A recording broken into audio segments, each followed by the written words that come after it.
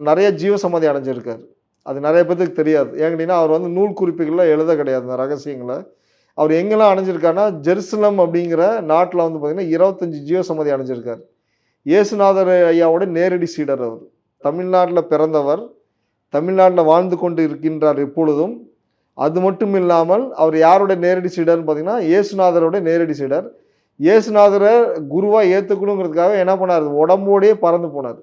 ஜெருசலத்துக்கு நேரடியா பறந்து போய் இயேசுநாதர சந்திச்சு, இயேசுநாதருக்கு உண்டான தேவையான சேவைகள்லாம் செய்து, அவர்ட்ட நேரடி சீடனா ஆனாரு. அது மட்டும் இல்லாம, நபிகள் நாயகத்துடைய காலகட்டமும் அதே டைம்ல தான் நடந்தது. இயேசுநாதர் காலகட்டத்திலேயும் நபிகள் நாயகத்தோட காலகட்டம் நடந்தது. நபிகள் நாயகத்திட்டயும் நான் சீடனா இருக்கணும்னு சொல்லி அவர் விருப்பப்பட்டு, நபிகள் நாயகத்துக்கும் இன்னும் பல நாயக பெருமகள், பல நபிமார்கள்னு நாங்க சொல்லுவோம் அதுல. பல நபிமார்களுக்கெல்லாம் சேவை செஞ்சு, நபிகள் நாயகத்துக்கு நேரடி சீடனா மாறினார். யாரு அப்படின்னு கேட்டீங்கன்னா, யாக்கோபு ராமதேவர். நம்ம சித்தர்கள் வந்து பெரும்பாலும் பார்த்தீங்க அப்படின்னா, நபிகள் நாயகத்துக்கும், இயேசுநாதருக்கும் அதே மாரி நம்மளுடைய மார்க்கத்தை சார்ந்த குருமார்களுக்கும் சீடனா இருக்கக்கூடிய ஒரே சித்தர், அந்த பெருமை யாருக்கு சேரும்னா, யாக்கோபு ராமதேவர் ஐயாவுக்கு மட்டும் தான் சேரும். ஏன்னா வேற எந்த சித்தருக்கும் அந்த பெருமை கிடையாது. இயேசுநாதர் ஐயாவோட நேரடி சீடர், நபிகள் நாயகத்தோட நேரடி சீடர்.